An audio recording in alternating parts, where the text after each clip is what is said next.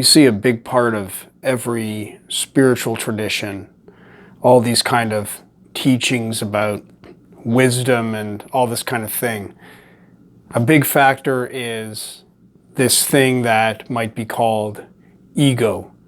And, that's very modern kind of psychological term, and there's so many different words that can be used for it that have different connotations. But the idea seems to be about the focus on the self, on yourself. Even the word ego means I. It is the idea of myself, my individual nature, my individual existence as an individual, and that's the ego. And if we become too focused on this individual, on who we are, then that tends to lead to certain kinds of, you might say, limited kinds of thinking, maybe even into self-destructive ways of being. It's like overly focusing on ourselves as individuals, which, when we think of it naturally, okay, that seems to be perfectly normal and understandable. I mean, if I am me, why not worry about myself and take care of myself? It's very logical. And so much about all these things with the ego they're very rational and logical, that I simply want to take care of myself because that's me and it makes sense. I want to do things that make me feel good and avoid things that make me feel bad. So it's all focused on the self.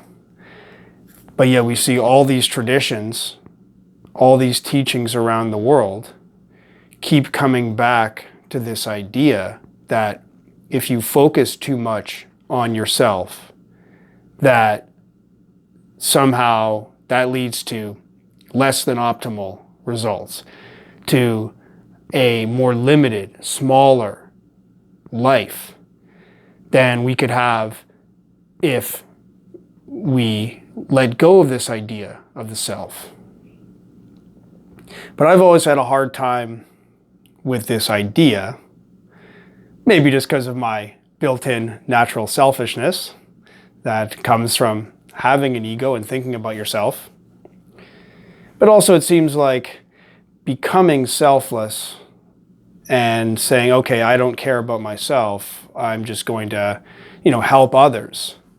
It so easily falls into so many traps of simply being taken advantage of. Other people can simply walk all over you, coming in with this wonderful idealistic sense of wanting to help others, and there will be others who will simply take everything that you're offering and maybe say thank you, maybe not, and then see you later. So we need to have some kind of ego, some kind of selfishness, it seems, just even as a protection for ourselves. So the balance of how much do I think about myself versus how much do I take this expanded view that it's not all about me, it's about the bigger picture. That seems to be one of the big challenges that I'm thinking about now and working on now. So I'm not sure exactly where to draw the line. Like, where is it too much? How much is too much selfishness? I mean, if we have absolutely zero selfishness and, we don't even eat, because eating, well, how can somebody else worked for all that, make all that food, and, why don't you give that food to somebody else who's more hungry than you, Even just like taking care of ourselves in a basic way.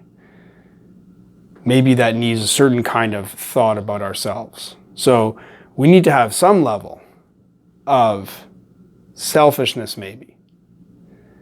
Unless we could imagine even taking care of ourselves is somehow not about ourselves, but still about the bigger picture. Like, I'm going to eat and wash and take care of myself so that I can better help people overall, the big picture. But it seems to be going too far to just give up on this idea of the self and selfishness entirely. You know, at some level, we have to look out for ourselves. And yet when it goes too far, it clearly leads to some unpleasant directions and really doesn't really make us happy. You know, the people that are always thinking about themselves and trying to be happy usually are not. So where is this line? Where is it too much? How much is a good level of selfishness? And where should we then limit it so that we can be focused on the bigger picture? So I'd be curious to hear what you think.